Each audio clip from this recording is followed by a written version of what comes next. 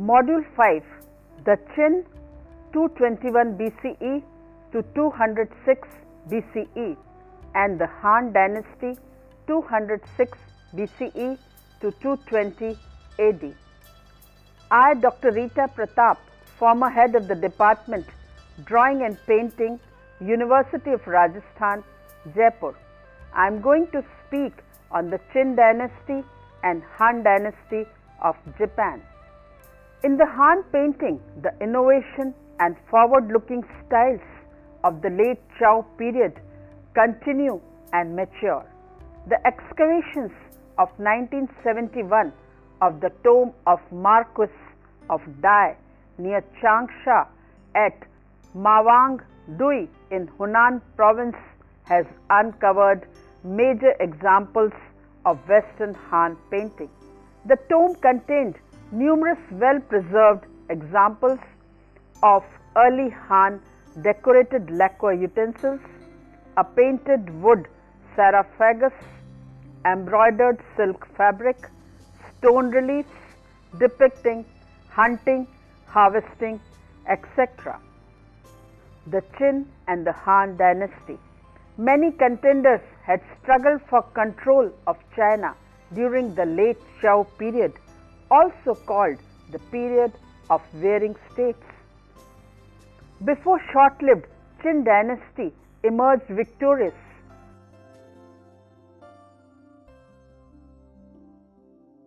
Despite the ongoing political turmoil, however, cities grew larger and trade flourished throughout the war-torn region. Under Qin and Han rule, China grew and prospered as a unified nation for the next 4 centuries.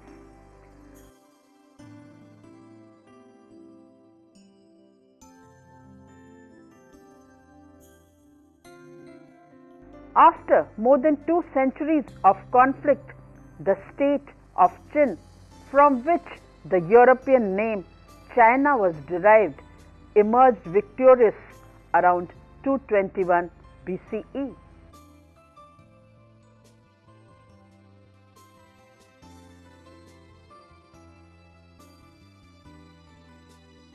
The king of Qin proclaimed himself Emperor of Shi Huangdi of China. During his brief reign, he centralized the Chinese government, standardized the Chinese weight, measures, coinage and written language in form of seal script. Throughout the empire, he created the Great Wall of China by connecting sections of existing walls that had been built over the preceding centuries to keep out invaders from the north. Within 4 years of the first emperor's death, the totalitarian rule of Qin dynasty was overthrown by the rebel forces. Prior to late Zhou period, it was customary for the people, animals and useful objects of all kinds be buried along with kings and wealthy nobles to assure that their needs would be well served in the afterlife. Outline chambers of royal shang and chow tombs were often formed to certain the remains to servants, soldiers, musicians and horses that had been sacrificed to accompany the king after his death. By the late Zhou period, wood, stone or pottery replicas of furniture, servant and domestic animals had begun to be entombed as symbolic replacements for the people and objects represented. Qin. In 1974, the discovery of small part of the burials surrounding the giant tumulus tomb of Qin Shi Huangdi.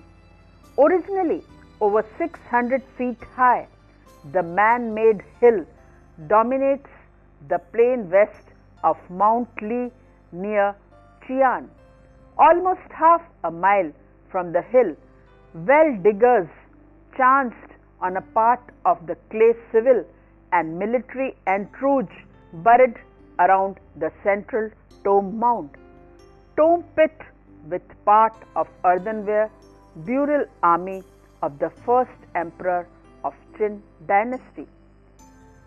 Pit 1, Lingtong, Shaanxi, China, dated to 210 BCE.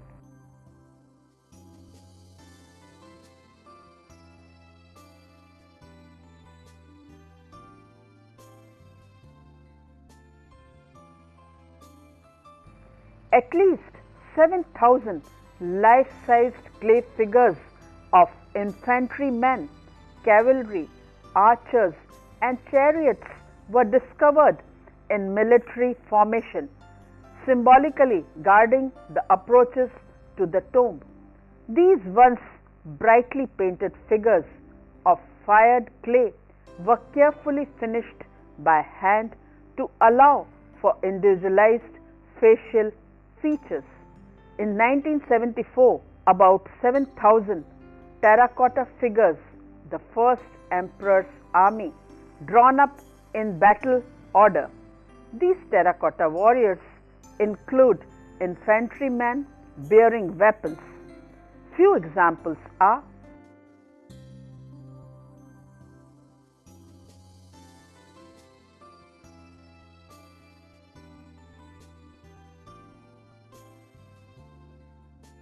Officer in armor, museum terracotta figures from the tomb complex of the first emperor Qian.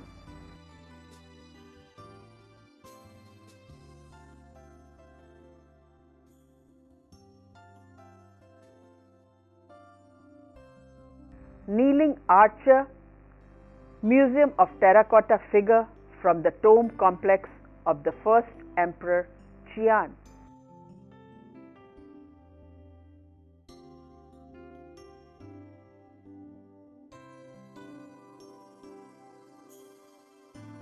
Infantryman in armor, remains of colored painting, museum of terracotta figures from the tomb complex of the first emperor Qian.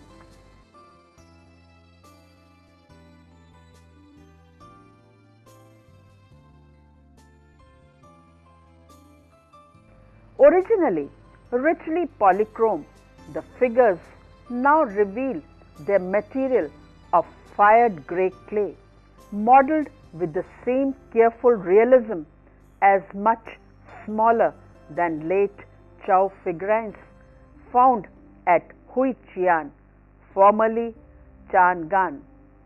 The various provincial headdresses of the warriors are depicted in specific detail, and the small closely coupled horses stand stiffly ready for mounting or harnessing. Closer to the central tumulus, a few smaller than life-size bronze images of charioteers and horses have been found. One of the most astonishing of these is the 4-horse covered carriage with driver in gilt bronze.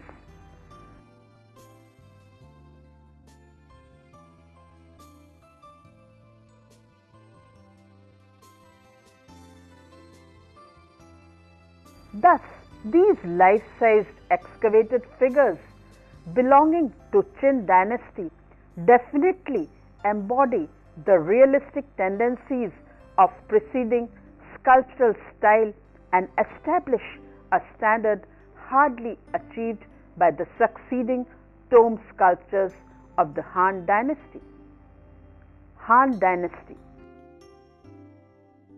In 221 BCE, when Chao fell and Qi surrendered, King Cheng declared himself Hsi Huangdi, first emperor of China. Before his death in 210 BCE,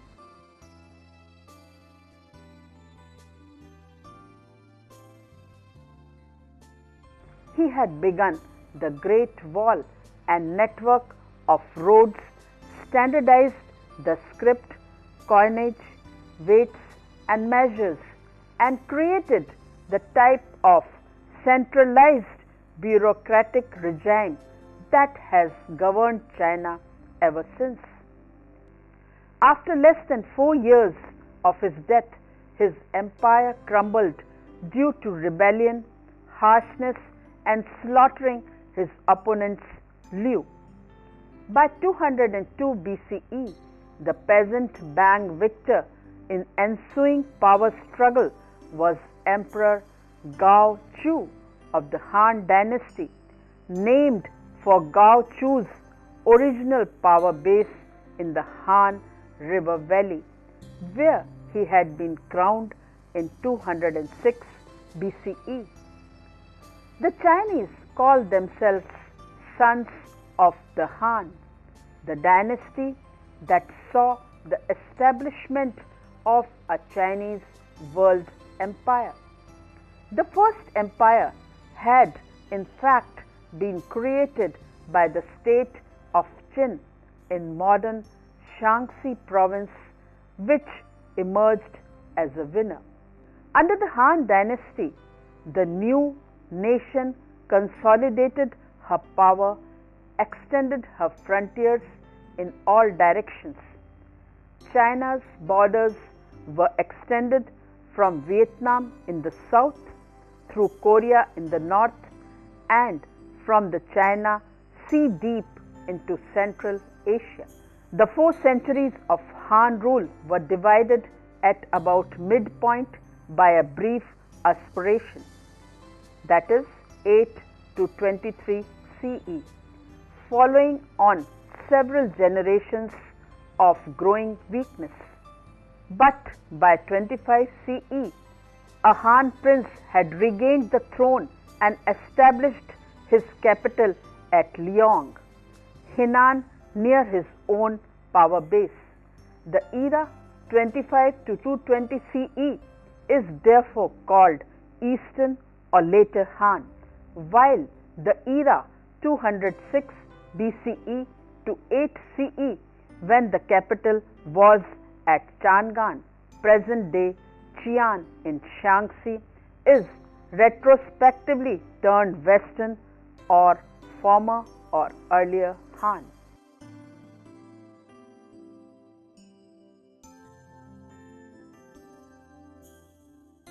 The Han Empire also established Chinese cultural patterns. The art and thought of late Zhou period was consolidated. Surviving texts of Han date, both Confucian and Taoist, are a great aid in interpreting Han art. The Han emperors, at least in theory, were orthodox upholders of the state cult of Confucianism. But like the masses of the people, they were steeped in the magic and superstition that formed the popular aspect of the Taoist religion. Confucianism inspired pictures of legendary emperors, virtuous ministers, and filial sons of antiquity, which were painted on the walls of palaces and ancestral shrines to serve as inspiration to the living. The themes of popular Taoism, on the other hand, were illustrated by pictures of fairies and spirits. An example is of a celestial game of Liu Po, a rubbing of a stone tomb slab from Hsi Chin, Han Dynasty, and at present in Sichuan University Museum, Chengdu. Of the legendary Mount Kunlun beyond the western horizon, or of Panglai, the magical islands that rise out of the eastern seas.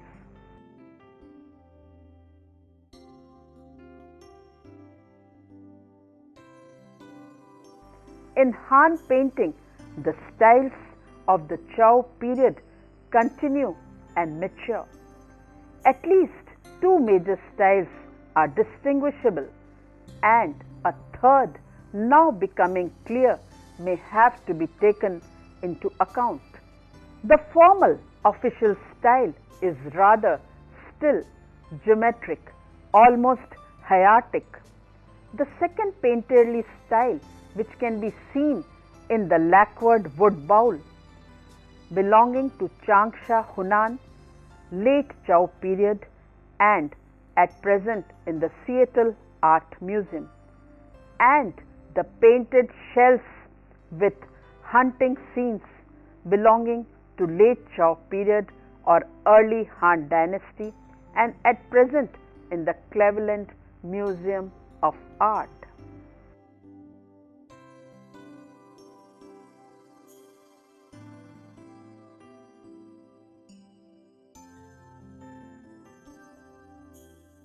The excavation of 1971 of the tomb of Marquis of Dai near Changsha at Mawang Dui in Hunan has uncovered major original examples of Western Han painting.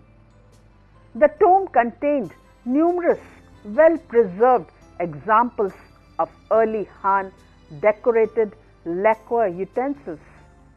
A painted wooden sarcophagus of the Marquis of Dai, one of the three ornate nested coffins, detail of outer coffin of three, lacquered wood with polychrome designs of fantastic animals amid clouds, belonging to Western Han Dynasty and dated to circa 180 BCE.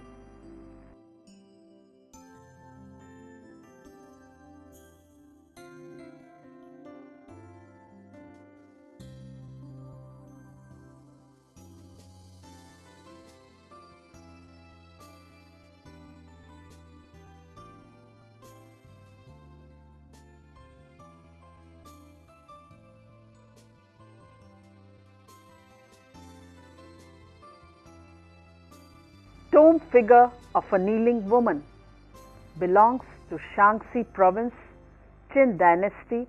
It is an earthenware in the National Museum, Beijing.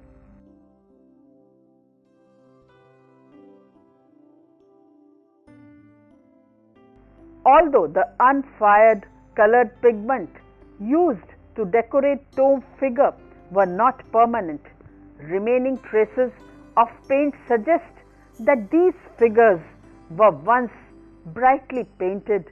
The sensitive individualized rendering of these small sculptures reflects the extraordinary quality of early Chinese figural art. Besides this, a number of textiles of various weaves are found. An example is of an embroidered silk fabric which has three-color cloud pattern on plain terracotta colored ground. It is found from the tomb of Marquis of Dai, Mawang Dui, Changsha, Hunan, China, and belongs to Western Han Dynasty, dated to circa 180 BCE.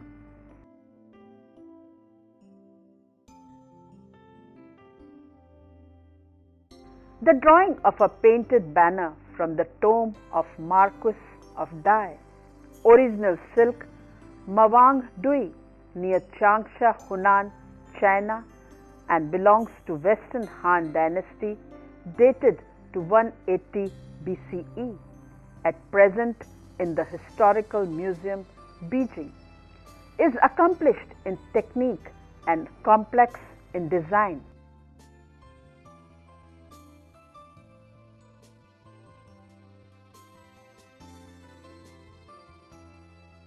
Its formal and balanced composition depicts three world levels: the sky above with its mythical inhabitants, sun, crow, moon, toad, and celestial dragon; the earth in the middle with the Marquis and her woman attendants; and the other region with a burial grouping of ritual vessels and male figures supported on serpentine beasts and earth spirits. Another example is of a detail of painted banner from tomb of Marquis of Dye.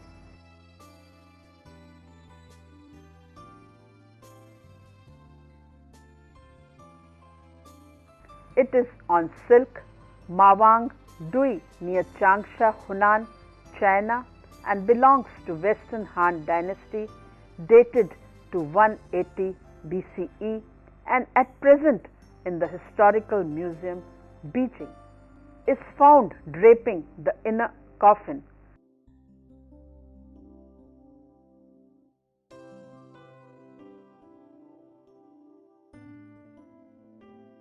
This painted banner is one of the very few Han paintings to survive, and it gives us some inkling of the appearance of the large palace murals mentioned in Han literature.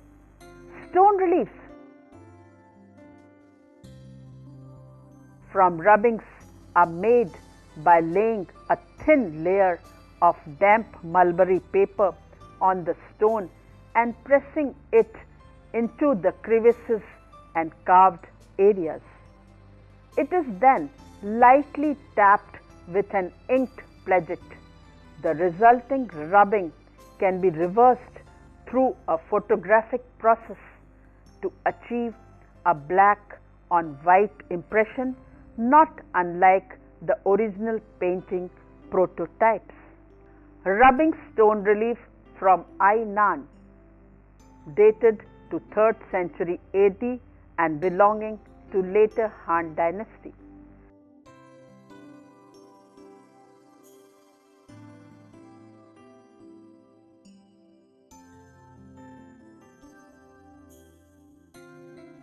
Admirable examples of the official style with some influence of the freer painterly tradition of the south are found in the tomb of Ainan, which dates from the end of 2nd century AD.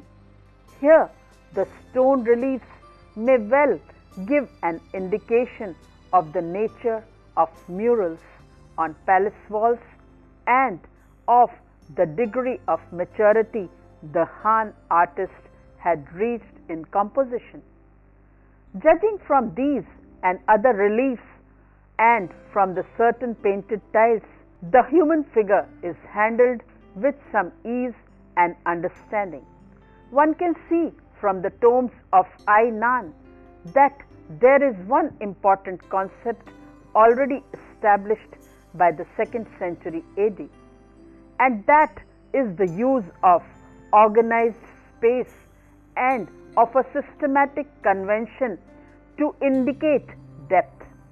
There are many of these which can be seen in the early Chinese methods. The diagonal tables lead back into hollow space ending at the rear in the racks with the hanging bells and musical jades. In the foreground, in the space defined by the slanting diagonal plate form, are the musicians raised in echelon formation. The individual figures appear rather stiff and are silhouettes despite the fact that they are represented in 3/4 view. The whole effect is formal and rather like much Chinese figure painting of later periods.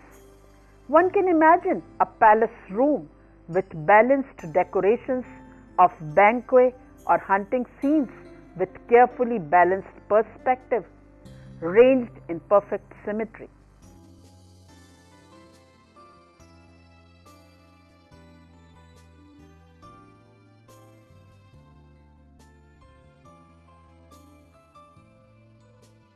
These reliefs have a different types of incised decoration, whereas the Ainan tomb tends to indicate a type painting relying somewhat on line.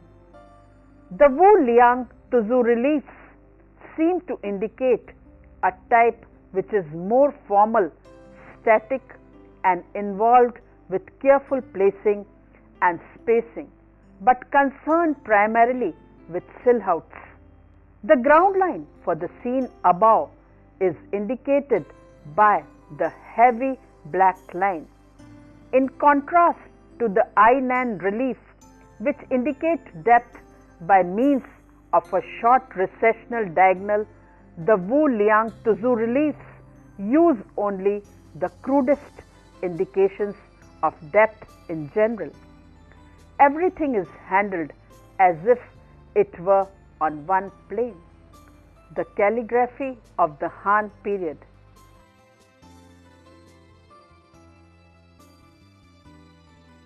The invention of paper and ink, like the improvement of the brush used for script, encouraged the further development of writing.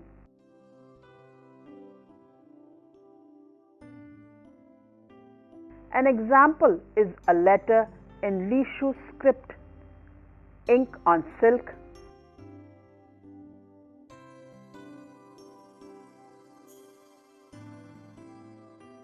dated 32 to 7 BC, Gansu Archaeological Institute.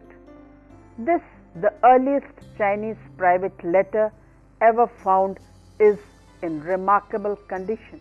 As a result of further development of brush used in calligraphy, official script Lishu became a static angular variant of the earlier lesser seal script Xiao Chuan, comparatively tall but more rounded form written in rectangle that must have been visualized as taller than it is broad.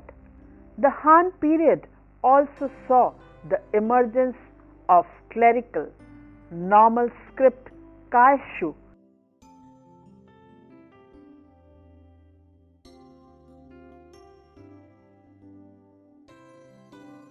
an attractive variant of official script said to have been introduced by the scholar Wang Chi Chong and is traditionally dated to the government period of AD 76 to 83. The form of script shows a clear movement away from the horizontal tending towards upper right hand corner. The character have a slanted appearance. All these types of calligraphy described above could have been used for official administrative documents in public life. Such documents might be chiseled in stone or written on silk, bamboo or paper. An example is a stone sarcophagus of Wang Hui, dated to about 212 AD.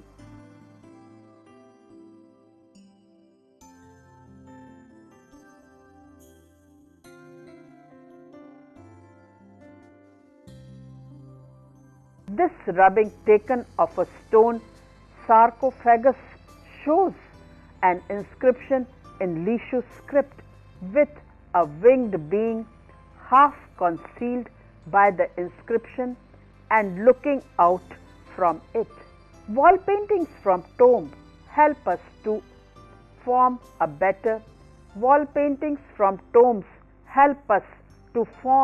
a better idea of the Han period and illustrate the development from ceremonial art to the secular use of decorative themes.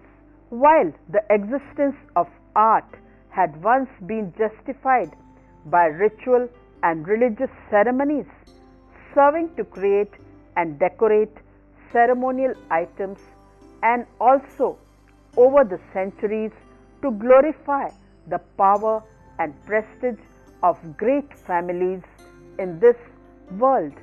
There was a perceptible change during Han period. Art steadily developed a narrative and expressive character. It became more secular. Instead of merely warding off bad luck, the subject now tells stories.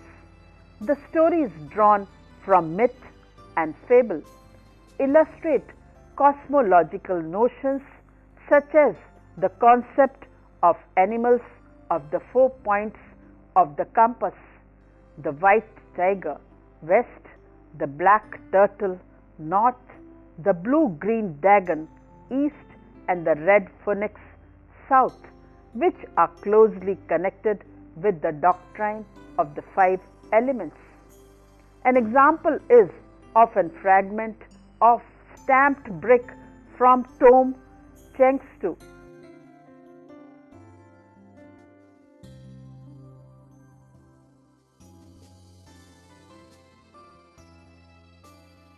This stamped brick shows the Queen Mother of the West seated on the throne in the shape of a tiger, and with 4 accompanying figures: the fox, the hare with the herb of immortality, the toad of the moon, and the raven.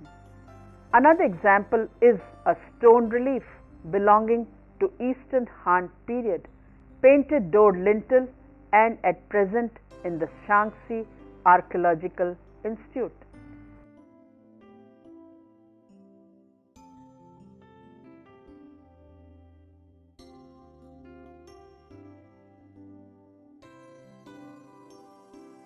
This lintel has 2 decorated horizontal areas, the upper showing a hunting scene and the lower a procession of chariots and horsemen.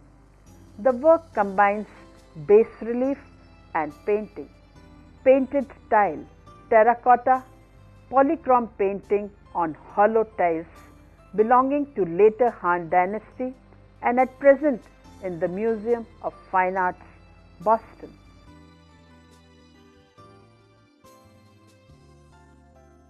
These famous painted tiles in Boston Museum have numerous scenes, but one in particular is of interest, as it shows what mastery of brush had been achieved by the end of the Han dynasty.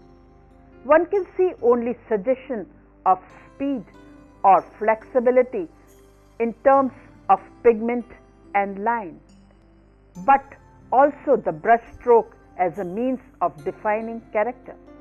The 3/4 view is skillfully used. The whole attitude and rows of each figure conveys something of the psychology of the person involved. The patient listener, the rather pompous talker, and the extremely decorous and patient man waiting to get a word in edgewise.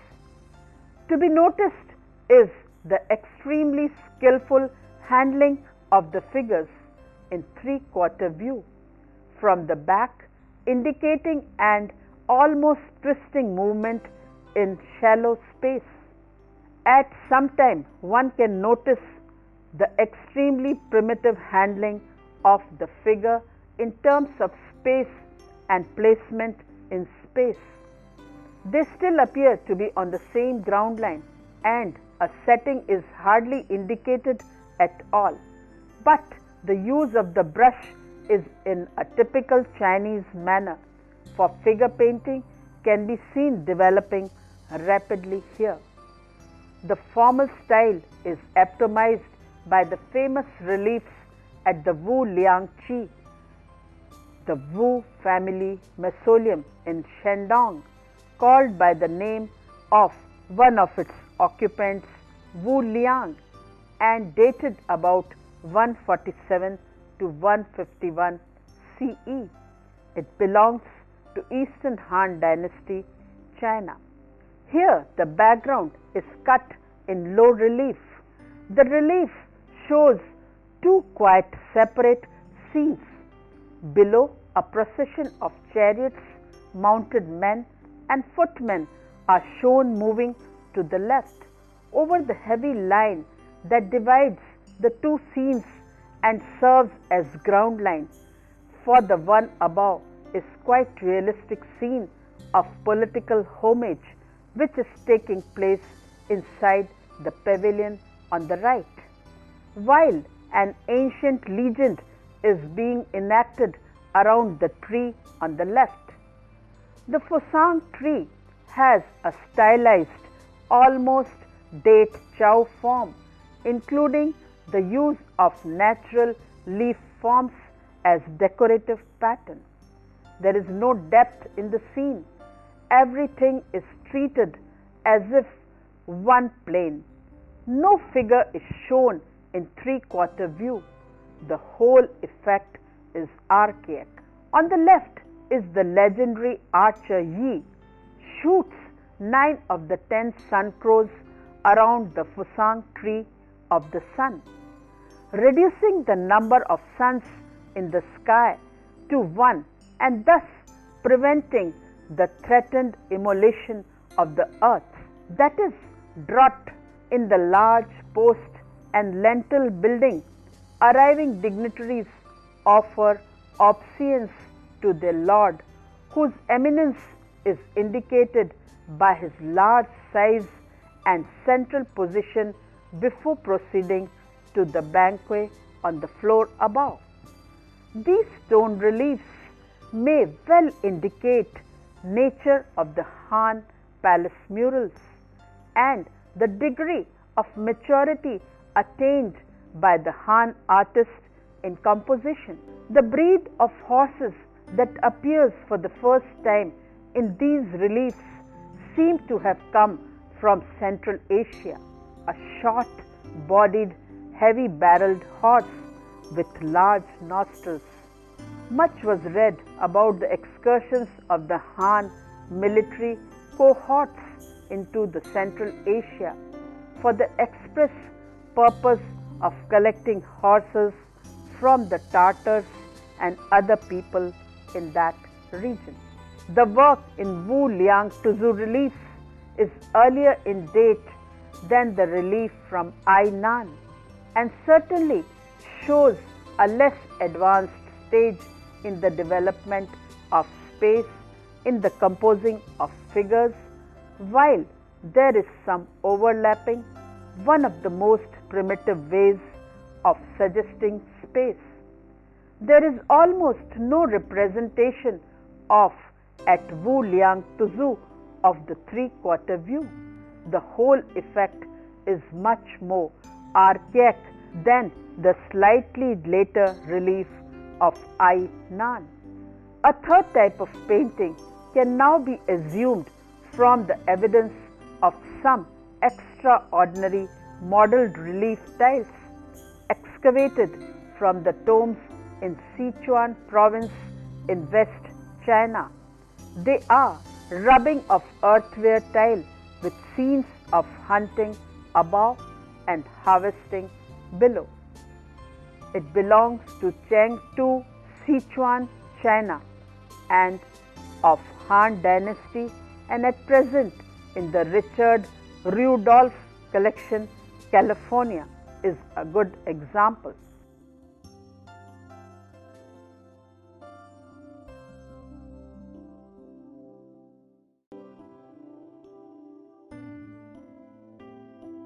The tile divided horizontally shows two scenes.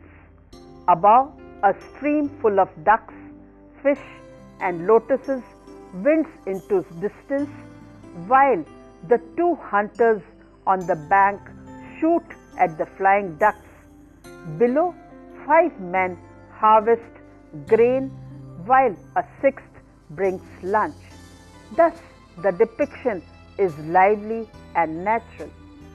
The painting depicts advanced stage of space composition. All this allows us to assume that some Han painters had an organized and intuitive feeling for space. To conclude, one can say that some Han painters shared this organized and intuitive feeling of space and for the naturalistic handling of human and animal figures.